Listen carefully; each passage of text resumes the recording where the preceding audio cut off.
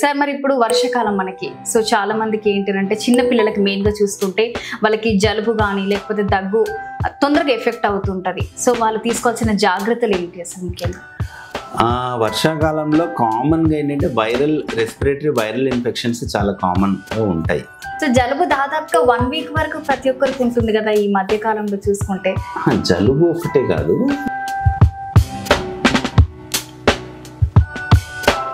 మనకి మిగతా వైరసెస్ కన్నా ఫ్లూ మీద కొంచెం అవగాహన ఎక్కువ ఉండాలి. ఎందుకంటే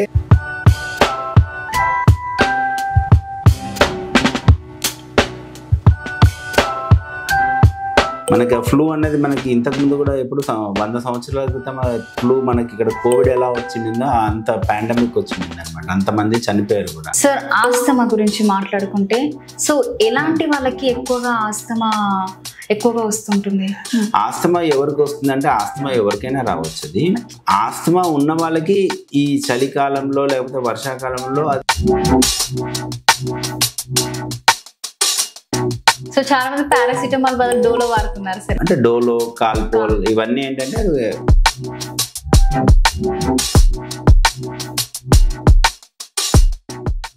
హాయ్ హలో నమస్తే, వెల్కమ్ టు తెలంగాణ వ్యూ. నేను మీ యాంకర్ రచన. మరి ప్రస్తుతం వర్షాకాలంలో చాలా మందికి జలుబు, దగ్గు, అలాగే ఆస్తమా ఇలాంటివి చాలా మందికి వస్తుంటాయి, చిన్నపిల్లల కాడ నుంచి పెద్దవాళ్ళ వరకు. మరి తీసుకోవాల్సిన జాగ్రత్తలు ఏంటి, అలాగే ప్రికాషన్స్ ఏంటి, ఇవటన్నిటి గురించి తెలియజేయడం కోసం ప్రస్తుతం మనతో పాటు doctor Raghunath Reddy pulmonologist sir గారు ఉన్నారు. వారితో మాట్లాడి తెలుసుకునే ప్రయత్నం చేద్దాం. నమస్తే సార్. నమస్తే సార్, ఎలా ఉన్నారు? బాగున్నాను. Okay sir. సార్ మరి ఇప్పుడు వర్షాకాలం మనకి సో చాలా మందికి ఏంటంటే చిన్న పిల్లలకి మెయిన్ గా చూసుకుంటే వాళ్ళకి జలుబు కానీ లేకపోతే దగ్గు తొందరగా ఎఫెక్ట్ అవుతుంటది. సో వాళ్ళు తీసుకోవాల్సిన జాగ్రత్తలు ఏంటి అసలు ముఖ్యంగా? వర్షాకాలంలో కామన్గా ఏంటంటే రెస్పిరేటరీ వైరల్ ఇన్ఫెక్షన్స్ చాలా కామన్గా ఉంటాయి పిల్లల్లో కానీ పెద్దల్లో కానీ.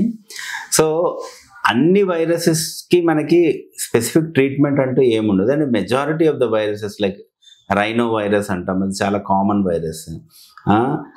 దాని తర్వాత ఫ్లూ, మనకి ఆ ఫ్లూ అనేది మనకి ఇంతకుముందు కూడా ఎప్పుడు 100 సంవత్సరాల క్రితం ఫ్లూ మనకి ఇక్కడ కోవిడ్ ఎలా వచ్చిందో అంత పాండమిక్ వచ్చింది అనమాట, అంతమంది చనిపోయారు కూడా.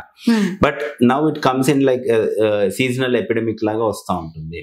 సో ఇట్లా వైరల్ రెస్పిరేటరీ ఇన్ఫెక్షన్స్ చాలా కామన్. దాంట్లో ముఖ్యమైనది ఏంటి అంటే ఫ్లూ. ఎందుకంటే ఆ ఫ్లూ అన్నది ఇట్స్ అ ప్రివెంటబుల్ ఇన్ఫెక్షన్ ఉన్న వైరల్ ఇన్ఫెక్షన్స్లో.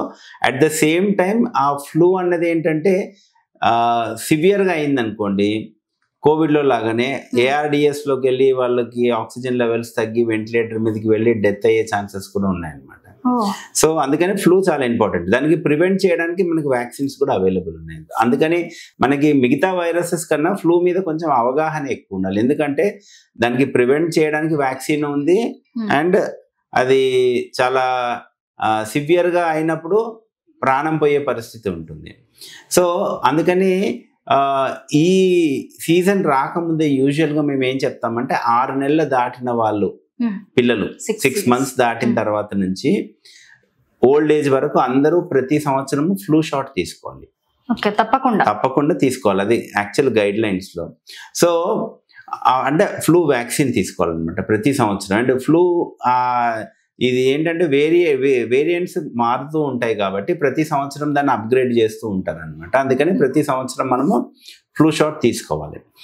అది ఎందుకు ముఖ్యము అంటే ఫ్లూ ఇన్ఫెక్షన్ అనేది సీజనల్గా చాలా కామన్, అండ్ దానివల్ల వచ్చే కాంప్లికేషన్స్ కూడా సివియర్గా ఉంటాయి కొంతమందిలో. పర్టికులర్గా ఎవరికి సీరియస్ కాంప్లికేషన్స్ వస్తాయి అంటే ప్రెగ్నెంట్ లేడీస్ కానీ, చిన్న పిల్లలు బిలో 3 to 5 years పిల్లలు కానీ, ఎల్డర్లీ అబౌవ్ 65 years ఉన్న వాళ్ళు కానీ, లేకపోతే BP, heart problems, kidney problems, మామూలు క్రానిక్ కిడ్నీ డిజీజెస్, డయాలసిస్ మీద ఉన్న పేషెంట్స్, క్యాన్సర్ వచ్చిన వాళ్ళు కానీ, ఇమ్యూనోసప్రెసివ్ డ్రగ్స్ అంటాం. అంటే కొంతమందికి రుమటైడ్ ఆర్థరైటిస్ అట్లాంటి రుమటాలజీ ప్రాబ్లమ్స్ ఉన్న వాళ్ళు steroids and other immunosuppressive agents వాడుతూ ఉంటారు. వాళ్ళకని వీళ్ళందరికీ ఏంటంటే ఇమ్యూనిటీ తక్కువ ఉంటుంది కాబట్టి వాళ్ళకి సింపుల్ ఫ్లూ అయినా కూడా కాంప్లికేట్ అయ్యే ఛాన్సెస్ ఎక్కువ ఉంటాయి అన్నమాట. వీళ్ళు పర్టికులర్గా అందరూ వేసుకోవాలి వ్యాక్సిన్ యాక్చువల్గా చెప్పాలంటే, బట్ ఈ గ్రూప్ అయితే కంపల్సరీ వేసుకోవాలి. ఏంటంటే చాలా మంది ఏంటి సార్, ఇప్పుడు జ్వరం వచ్చేదాకా అంటే ముందు జాగ్రత్త ఎవ్వరు పడడం లేదు. లేదు ఈ కాలంలో. జ్వరం వచ్చిన తర్వాతనే డాక్టర్ దగ్గరికి వెళ్ళి ఒక 2 ఇంజక్షన్లు తీసుకుందాం, టాబ్లెట్స్ తీసుకుందాం అనే ఆలోచన ప్రతి ఒక్కరు కూడా ఉన్నారు. సో ఇది ఎవరికి తెలీదు, ఈ ఫ్లూ ఖచ్చితంగా మనము ముందే జాగ్రత్త తీసుకోవాలి, ముందే ఇంజెక్షన్ తీసుకోవాలి అని ప్రతి ఒక్కరికి తెలియదు. అవును. సో అందుకనే ఫ్లూ గురించే పర్టికులర్గా ఎందుకు మాట్లాడుతున్నాం అంటే వేరే వైరసెస్ కి పెద్దగా మనకి వ్యాక్సిన్స్ లేవు, యూజువల్ గా అంత కాంప్లికేట్ అవ్వదు. ఫ్లూకి వ్యాక్సిన్ అవైలబుల్ ఉంది అండ్ కాంప్లికేట్ అయ్యే ఛాన్స్ ఉంది కాబట్టి ఆ కాంప్లికేషన్ ని ప్రివెంట్ చేయడానికి మనకి అవకాశం ఉంది కాబట్టి మనము దీని గురించి కొంచెం అవగాహన ఎక్కువ ఉండాలన్నమాట. అండ్ రెండోది ఏంటంటే జ్వరం వచ్చినా కూడా సింపుల్ ఫ్లూ అయినా కూడా ప్రతిసారి మనము ఏదో పరిగెత్తి వెళ్ళి డాక్టర్ దగ్గర ట్రీట్మెంట్ తీసుకోవాల్సిన అవసరం లేదు.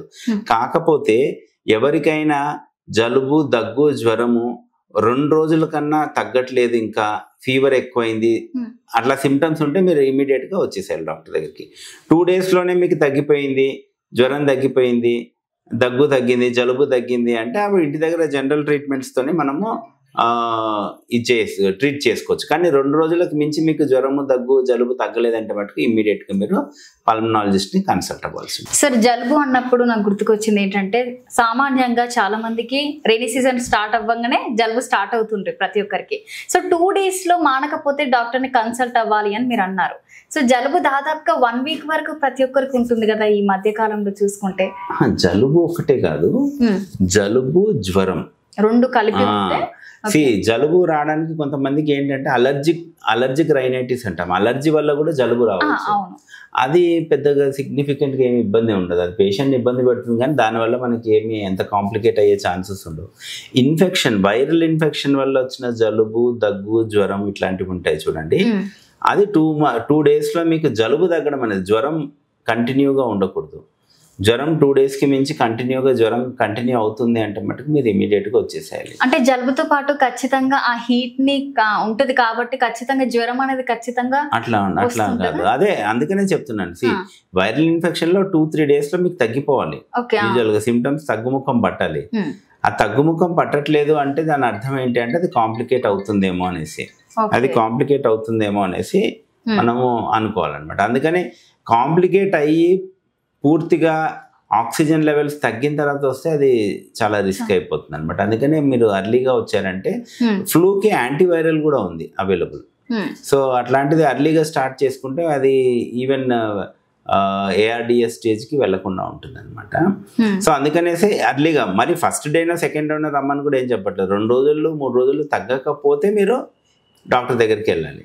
తగ్గింది అంటే పర్వాలేదు, ఆ మందులు జస్ట్ సిమ్టమాటిక్ ట్రీట్మెంట్ తీసుకొని తగ్గుతుంది. కొంతమందికి లైక్ జలుబు తగ్గేదానికి యాంటీహిస్టమిన్ వేసుకునేసి, ఫీవర్ తగ్గేదానికి ఒక పారాసెటమాల్ వేసుకుంటే, బాడీ పెయిన్స్ ఏమన్నా ఉన్నా కూడా రెస్ట్ తీసుకున్నారు అంటే 2 రోజుల్లో తగ్గిపోతుంది. సో చాలా మంది పారాసిటమాల్ బదులు డోలో వాడుతున్నారు. సరే, డోలోలో ఉండేది పారాసెటమాల్ కదా, డోలో ట్రేడ్ నేమ్ అది.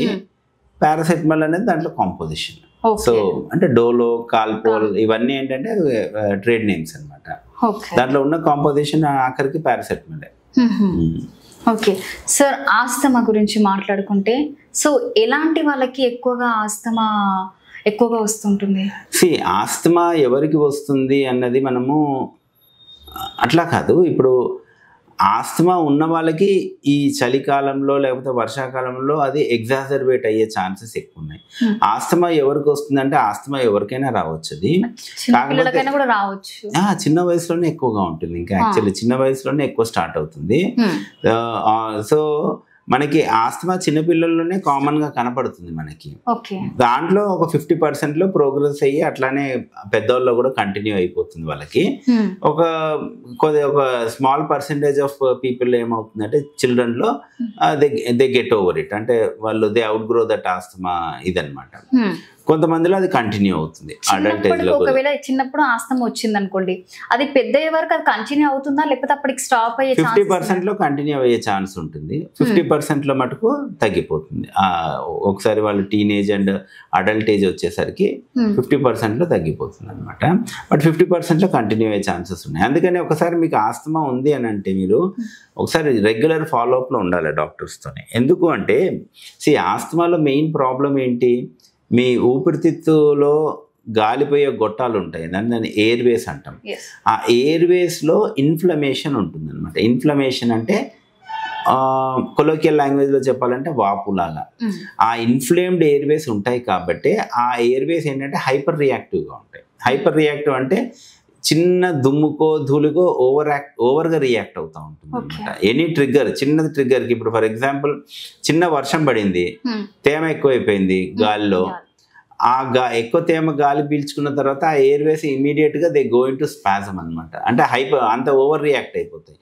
ఆ ఓవర్ రియాక్షన్ ఎందుకు ఉంది అని అంటే that is because of airway inflammation. ఆ ఎయిర్వే ఇన్ఫ్లమేషన్ వల్లనే ఎయిర్వేస్ ఎక్కువ ఇరిటబుల్గా ఉంటాయి. ఎయిర్వేస్ ఎక్కువ ఇరిటబుల్గా ఉంటాయి కాబట్టి చిన్న చిన్న ట్రిగ్గర్స్కి దే గోయింగ్ టు స్పాజమ్, అంటే కుచించుకుపోతాయి. కుచించుకుపోయినప్పుడు వాళ్ళకి గాలి తీసుకోవడం ఇబ్బంది అవుతుంది, పిల్లి కూతలు వస్తాయి, దగ్గు వస్తుంది, ఇవన్నీ వస్తాయి అన్నమాట. సో మెయిన్ కారణం ఆస్తమాలో ఏంటి అంటే ఎయిర్వే ఇన్ఫ్లమేషన్ అంటాం అనమాట. దానివల్లనే మనకి ఇవన్నీ వస్తూ ఉంటాయి.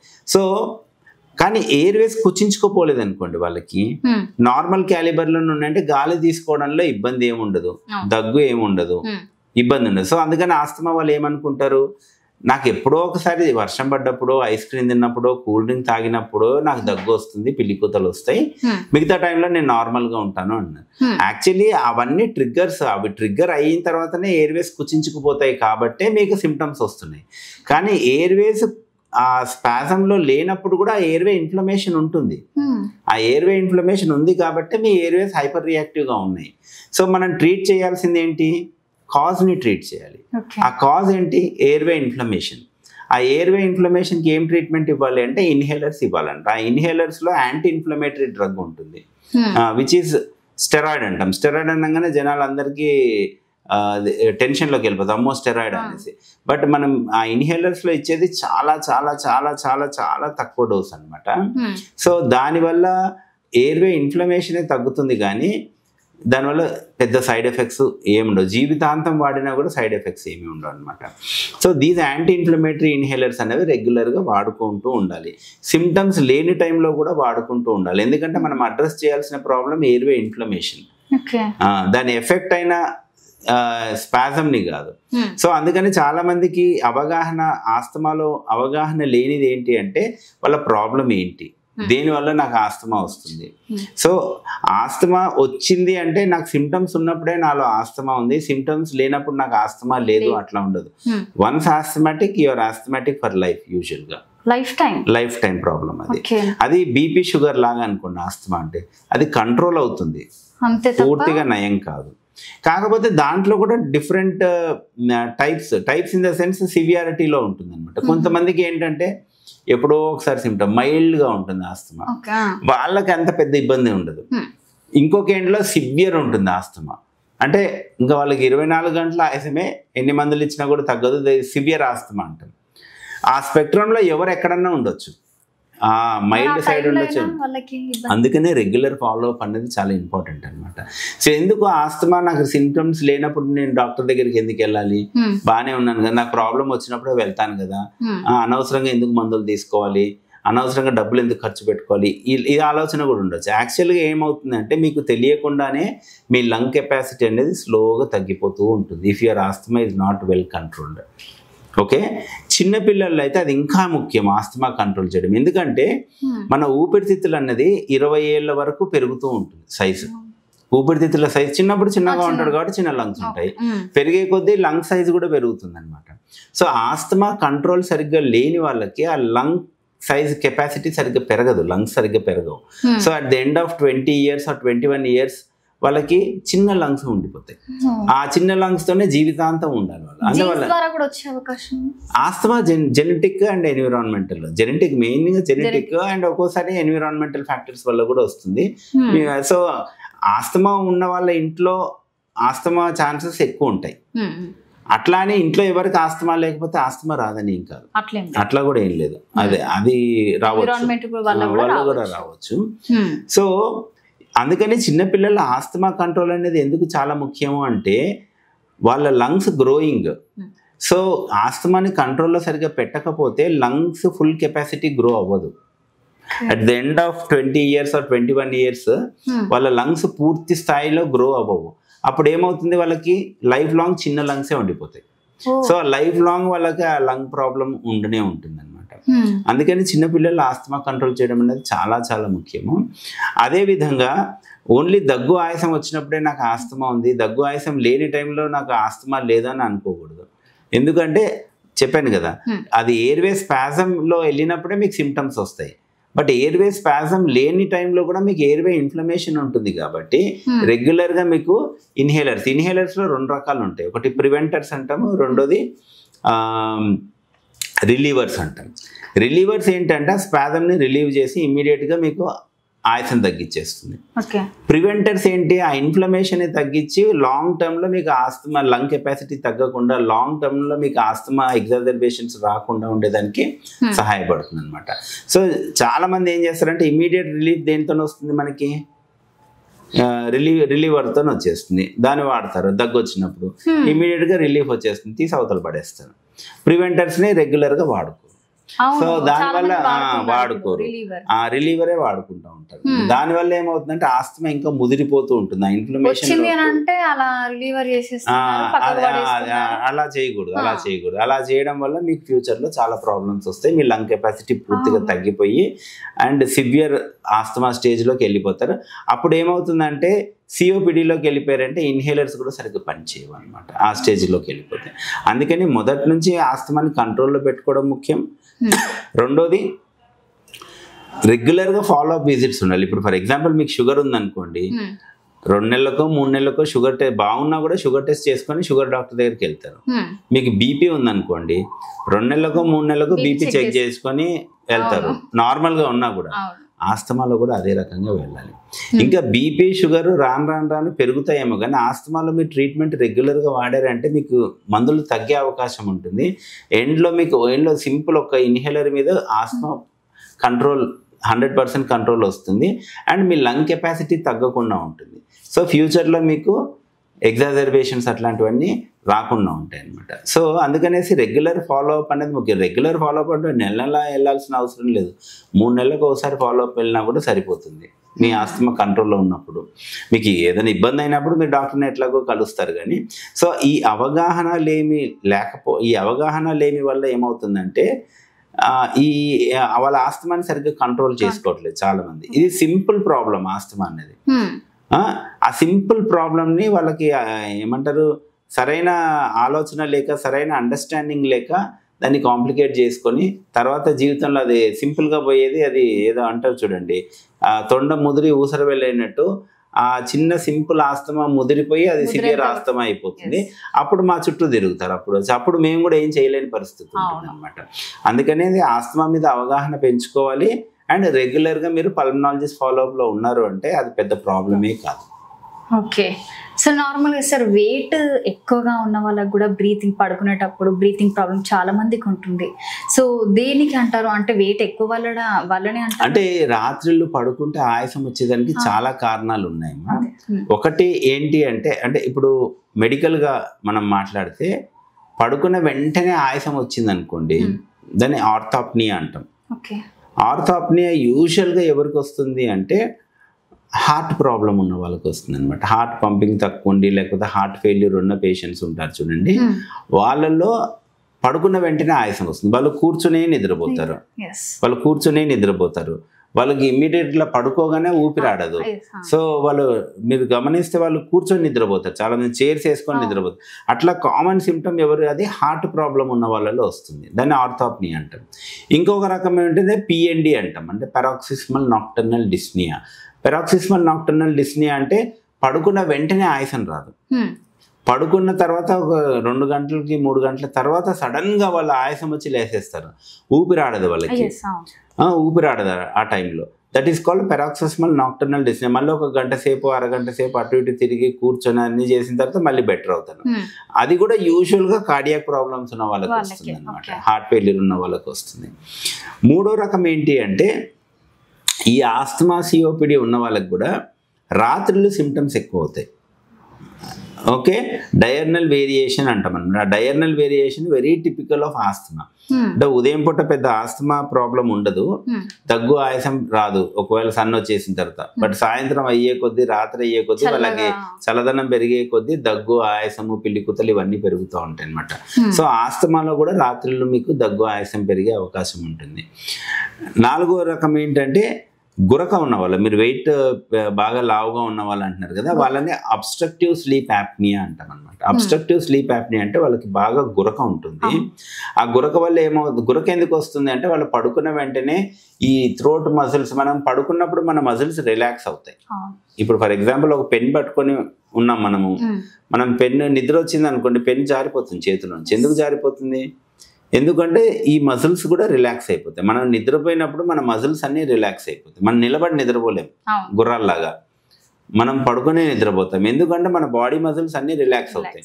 మీరు కూర్చొని మీకు నిద్ర వచ్చినా కూడా తల కిందికి పడిపోతుంది. ఎందుకు పడిపోతుంది? నెక్ మజిల్స్ అన్నీ రిలాక్స్ అయిపోయి హెడ్ పడిపోతుంది. సో అది సాధారణ లక్షణం, అది ఎవరికైనా కానీ. దట్స్ అ ఫిజియోలాజికల్ థింగ్ అన్నమాట. సో అదే విధంగా ఈ థ్రోట్లో ఉండే మజిల్స్, మన నాలుక, కొండ నాలుక అంటాం, అవి, ఈ ఫెరింజియల్ మజిల్స్ అన్ని మజిల్సే అనమాట.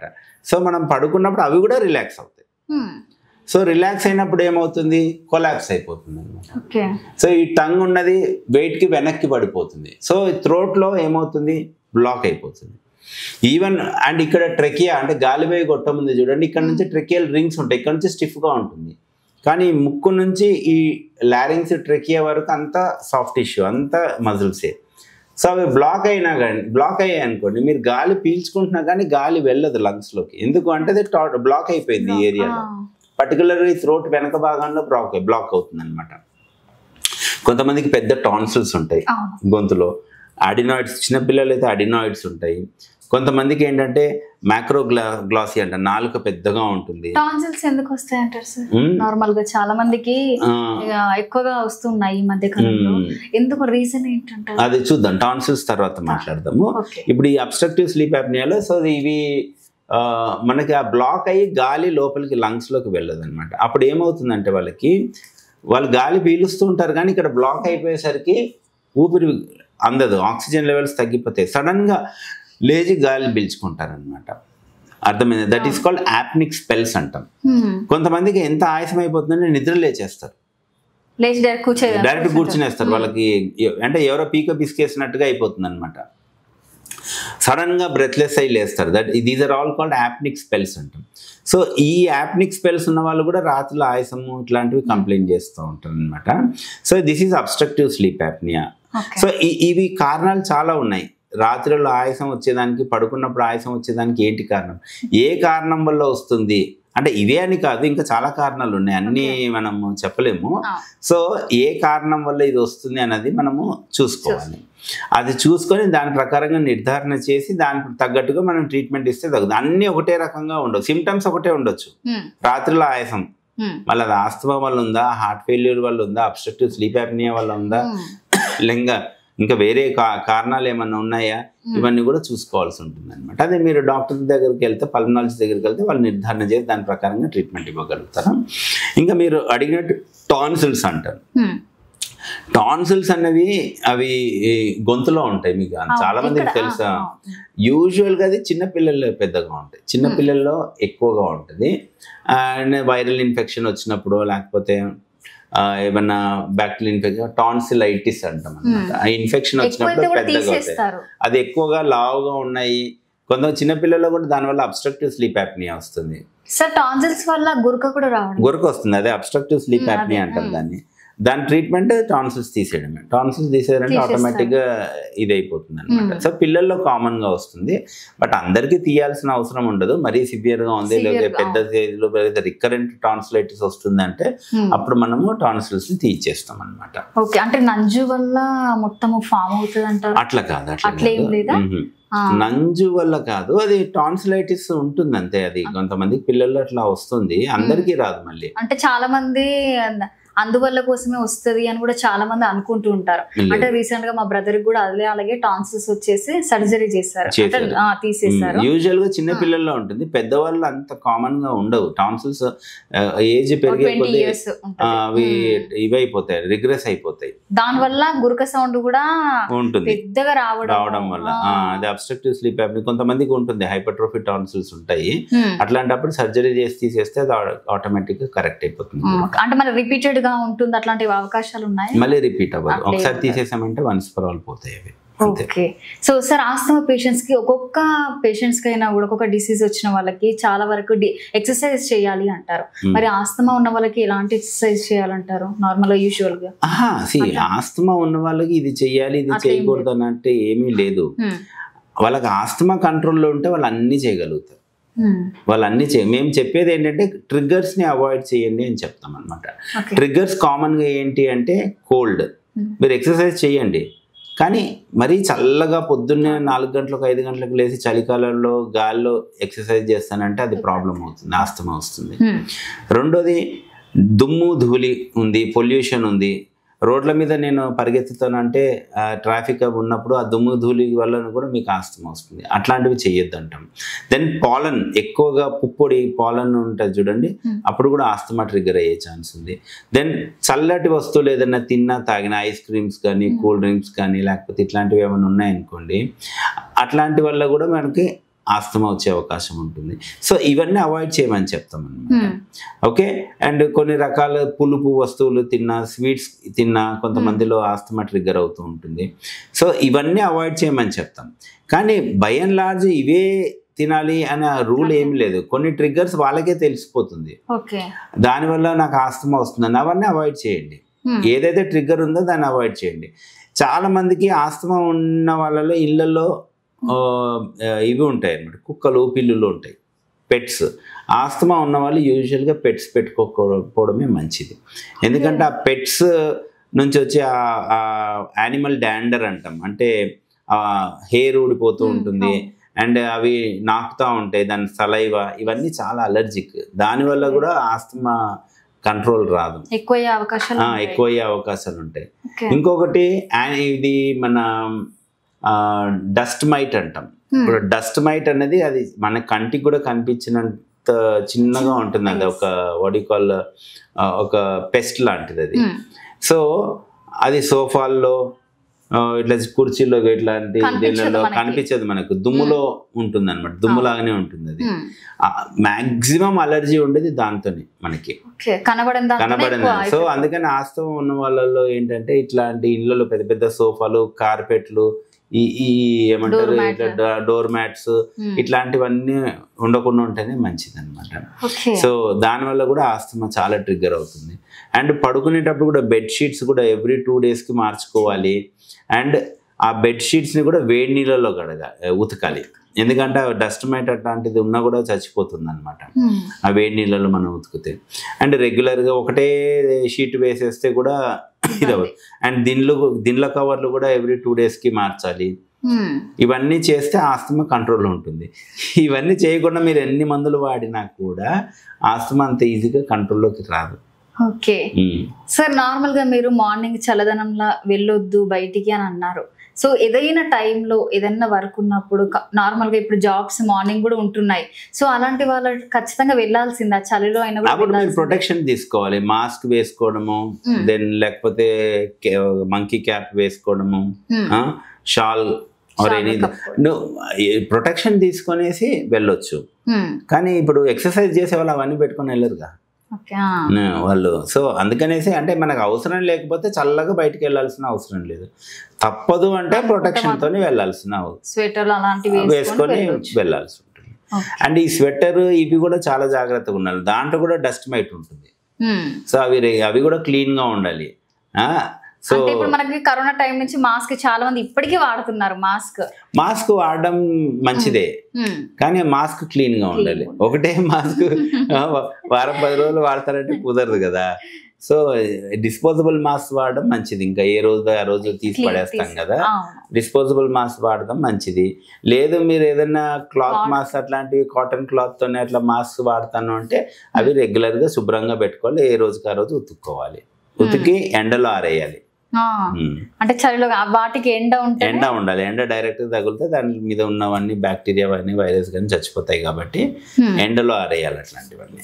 ఓకే.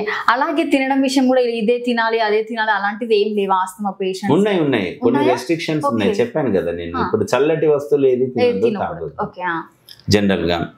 అండ్ కూల్ డ్రింక్స్ కానీ ice cream even cool water కూడా తాగొద్దు. అండ్ కొంతమందికి అలర్జీస్ ఉంటాయి, కొన్ని ఫ్రూట్స్ పడవు, అట్లాంటివి అవాయిడ్ చేస్తే బెటర్. ఇప్పుడు ఆస్తమా ఉన్న వాళ్ళు యూజువల్గా అరటిపళ్ళు తీసుకోవద్దని చెప్తాం, ఎందుకంటే దాంట్లో సెరోటోనిన్ లెవెల్స్ చాలా హై ఉంటాయి. ఆ సెరోటోనిన్ వల్ల కూడా ఆస్తమా ట్రిగ్గర్ అవుతుంది అండ్ స్ఫుటం ప్రొడక్షన్ ఎక్కువ ఉంటుంది.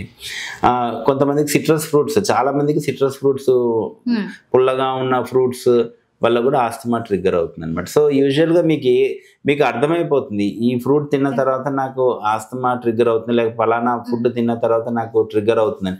అవన్నీ అవాయిడ్ చేయొచ్చు, అవన్నీ అవాయిడ్ చేయాలి కూడా. మనం ఎంత మందులు వాడినా కూడా మీకు అలర్జీ ఉన్నవన్నీ అవాయిడ్ చేయాల్సిన అవసరం ఉంటుంది. ఓకే.